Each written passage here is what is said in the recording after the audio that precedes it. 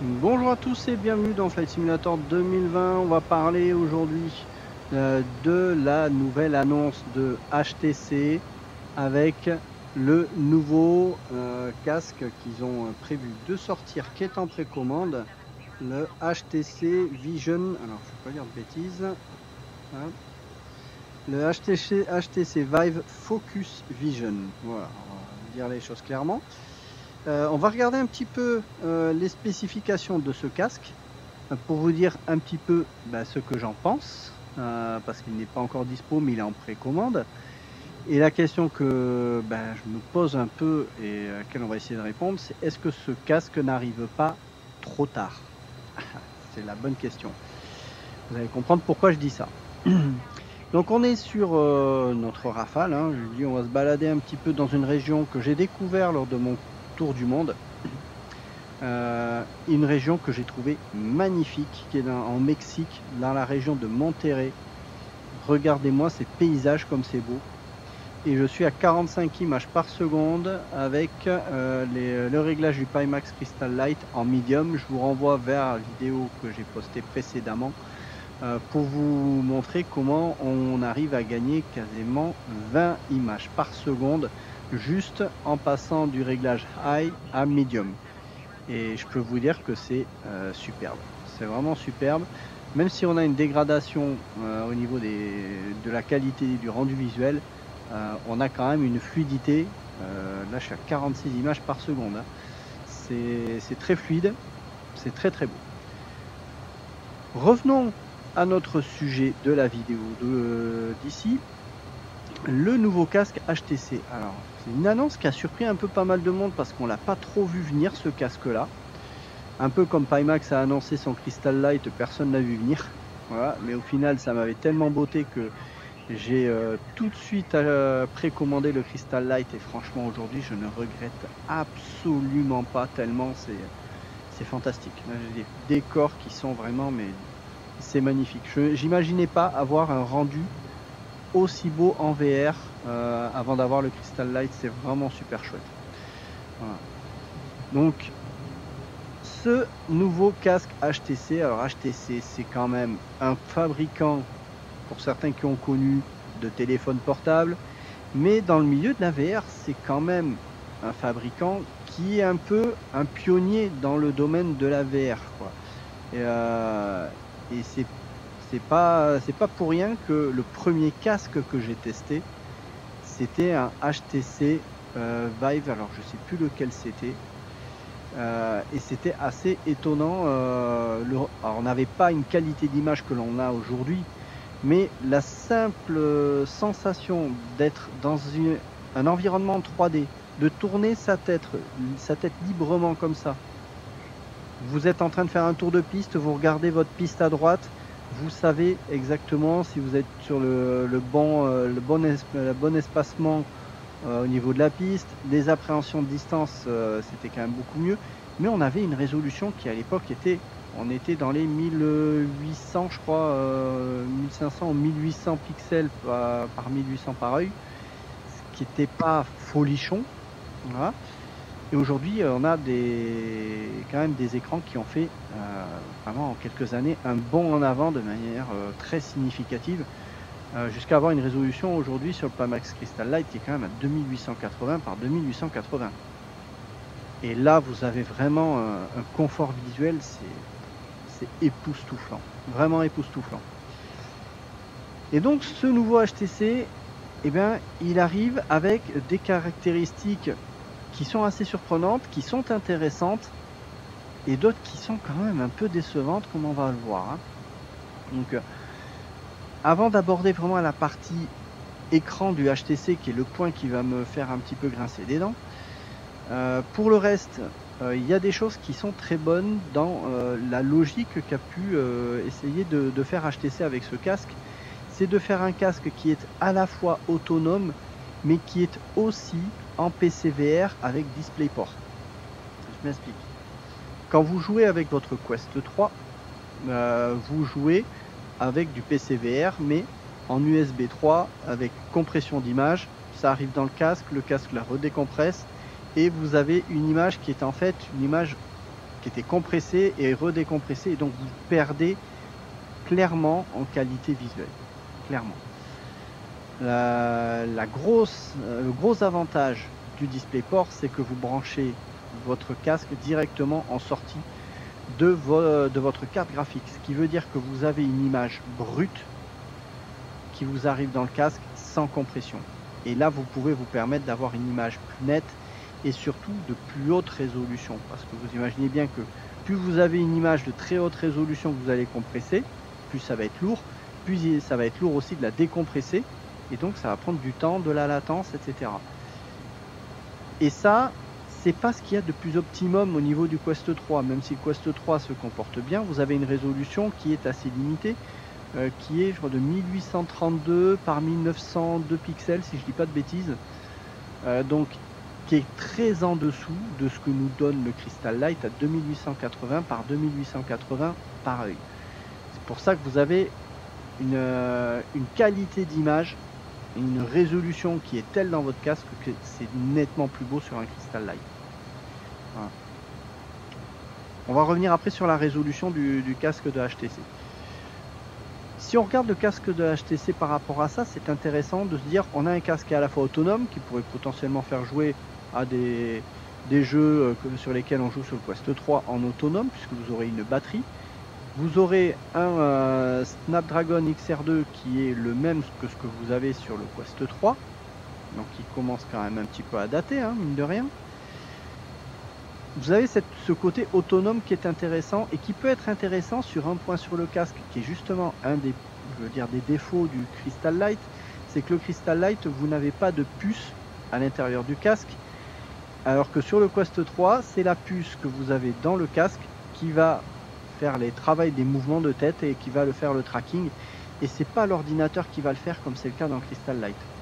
Donc sur ce point là, on peut se dire d'avoir une puce à l'intérieur, même si vous êtes en DisplayPort en PCVR, ça peut être intéressant que le casque gère cette partie tracking en autonome et que ça décharge un peu le CPU du PC. Donc l'idée, elle est intéressante de vouloir faire un casque qui est à la fois autonome et à la fois aussi un casque PCVR en DisplayPort. Et ça, c'est un point qu'on reprochait souvent au casque autonome, c'est que il n'y avait que la possibilité de le faire en USB via Virtual Desktop, et donc forcément vous passez par la compression. Donc là, cette dualité en fait du casque de HTC, elle est intéressante, l'idée est intéressante. Autre chose au niveau du confort, quand on regarde le casque visuellement, on voit bien qu'on aura un casque qui sera relativement confortable, hein. On a encore un casque qui est quand même assez gros, hein, un peu comme le Crystal et le Crystal Light, mais on sent qu'au niveau confort, on aura quelque chose qui sera bien.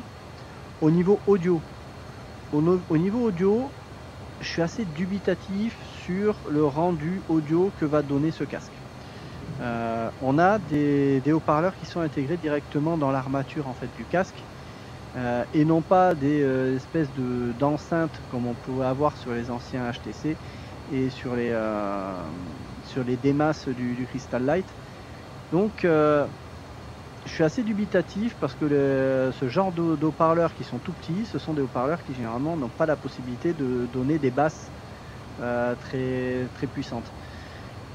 Donc il faudra voir après à terme si HTC a toujours été réputé pour la qualité de ses audios des casques qui était franchement pas mauvaise. Peut-être que cette solution technologique assez nouvelle va peut-être amener un son qui est quand même bon. Mais voilà, je suis assez dubitatif pour l'instant. Voilà. Au niveau de la dalle qui est prévue sur la HTC, et c'est là qu'on va en parler plus en détail parce que il y a des choses qui sont assez surprenantes dans les choix qu'ont pu faire HTC sur ce point. Déjà, on a affaire à un écran LCD. Alors, c'est pas pour dire que les écrans LCD sont mauvais, hein. Les écrans LCD donnent de très belles images.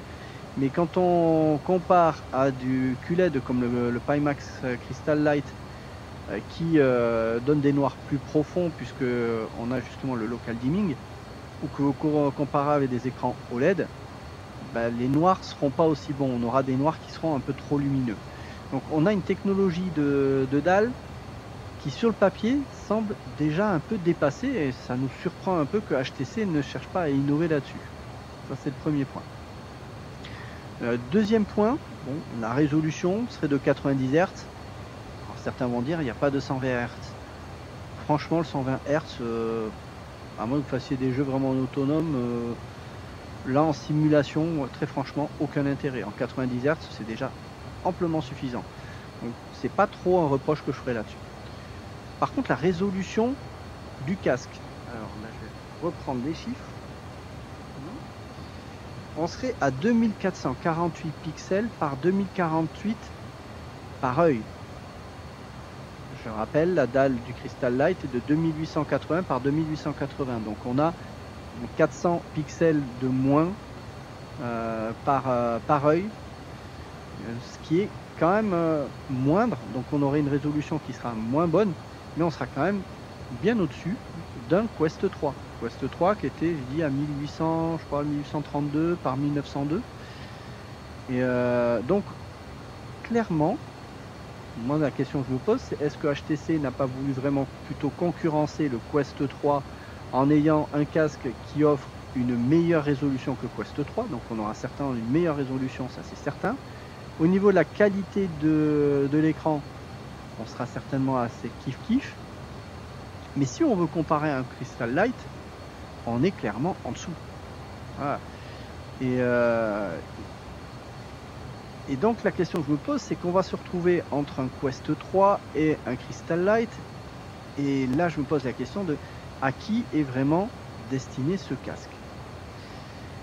Est-ce qu'il est destiné à des joueurs qui sont plus des joueurs autonomes, qui vont plus se tourner vers un MetaQuest 3, auquel cas on aura potentiellement une meilleure qualité d'image?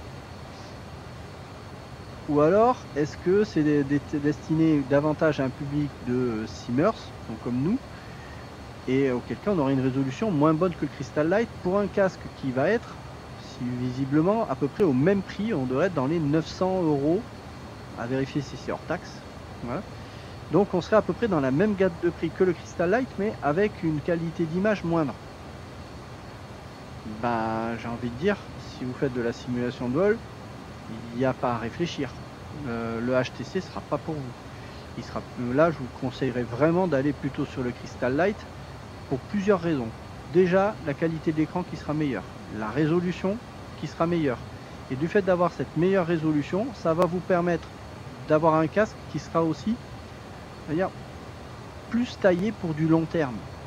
C'est-à-dire que même si vous n'avez pas une carte graphique qui vous permet de faire tourner le Crystal Light à fond de sa résolution, ben, en fait, à l'avenir, vous allez forcément investir dans une carte graphique qui sera plus puissante, et donc vous allez améliorer les performances de votre Crystal Light en termes de résolution, alors que sur le HTC Vive, ben là vous allez vous retrouver à un moment, vous allez plafonner plus vite qu'avec le Crystal Light, parce que la résolution sera déjà en dessous. Donc mettre le même prix qu'un Crystal Light dans un HTC, eh ben, je suis pas convaincu du tout de la bonne affaire pour nous en tant que Simmers sur ce casque là. Donc voilà, j'avoue ne pas trop comprendre le positionnement déjà tarifaire de HTC là-dessus, mais également le positionnement technologique, de faire appel en fait à une dalle qui est, on va dire, quasi déjà dépassée, une résolution qui est certes meilleure qu'un Quest 3, mais pour faire de la PCVR, on s'attendrait déjà à une résolution maintenant qui est, avec le Pimax Crystal Light, qui est, on va dire, devenu maintenant un peu un standard du PCVR en DisplayPort. Aujourd'hui, je ne vois pas un concurrent de Pimax sortir un casque avec une résolution plus faible pour faire du PCVR. Je vois les tuiles qui s'affichent progressivement en dessous. Peut-être le CPU qui a du mal à suivre et à charger.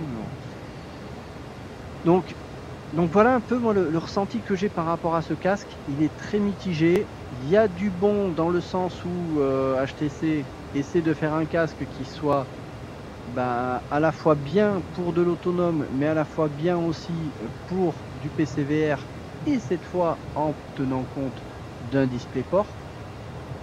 Donc sur le principe, l'idée est bonne, mais sur les choix technologiques qui ont été faits à l'intérieur de ce casque au niveau de l'écran, ben grosse déception, j'ai envie de dire. Donc personnellement, je ne l'achèterai pas ce casque parce que je considère que ben, le casque que j'ai là, le Pimax Crystal Light aujourd'hui, c'est la référence en termes de simulation, en termes de PCVR. La qualité d'image elle est époustouflante. Là, je me balade depuis tout à l'heure avec le Rafale, mais qu'est-ce que c'est chouette quoi. Vraiment, et j'ai 43 images par seconde, c'est hyper plaisant, c'est vraiment très très beau. Vraiment ce casque, pour moi c'est la révolution que l'on attendait dans le monde de la VR. C'est pour moi aujourd'hui le nouveau standard. Voilà. Et je ne conçois pas de payer 900 €, qui est le même prix qu'un Crystal Light, pour un casque qui aurait une résolution plus faible. Et alors, ce que j'ai pas précisé, c'est qu'il aura visiblement un champ de vision de 120 degrés. Mais faudra voir sur les tests, parce que souvent les déclarations des fabricants de casques sur ces points-là sont assez, on va dire, un peu trop optimistes. Hein. Là, le Crystal Light, on a un champ de vision qui est franchement correct. Hein. Là, moi, quand je suis dans l'avion, je vois la totalité de mon arceau de verrière. Voilà. Là, si je regarde, là, je bloque vraiment ma vision, je vois en gros tout mon arceau de verrière jusqu'à sa base, des deux côtés. Donc j'ai un champ de vision qui est bon, vraiment très bon. Je dirais pas non pour avoir davantage. Voilà, mais on a à peu près, je crois que c'est 105 degrés avec le Crystal Light, ce qui est bien. On est preneur d'avoir un peu plus, mais si c'est pour avoir plus avec une résolution moins bonne et avoir une même bonne qualité d'image, bon, bah, je préfère quand même avoir une résolution meilleure et néanmoins un champ de vision peut-être un peu plus restreint. Voilà. Mais là, le champ de vision du Pimax Crystal Light pour la simulation, il est nickel. Voilà. Il pourrait toujours avoir mieux. Mais voilà, la technologie va s'améliorer avec le temps. Je n'en ai aucun doute. Quoi qu'il en soit, ce HTC Vive, ça n'est pas une solution selon moi qui est destinée à nous, public de Simmers. Voilà. Le Crystal Light pour moi reste la référence en termes de rapport qualité-prix. Et à voir ce que sortira Pimax avec le Crystal Super, que je ne prévois pas pour l'instant d'acheter, mais qui lui va vraiment donner certainement une haute référence dans un secteur plutôt haut de gamme. Si on reste dans du secteur milieu de gamme, ce qui est pour moi, je pense, le plus raisonnable en termes de prix et de qualité, bah, le Crystal Light, il n'y a pas photo. Ce HTC Vive, il n'est pas fait pour nous. Voilà. Et bien écoutez, n'hésitez pas à poster vos commentaires. Hein, si vous n'êtes pas d'accord avec mon point de vue, vous avez tout à fait le droit. N'hésitez pas à le défendre et il n'y a pas de souci, on en discute en commentaire. Je suis ouvert au dialogue. Voilà. Et bien je vous dis à bientôt.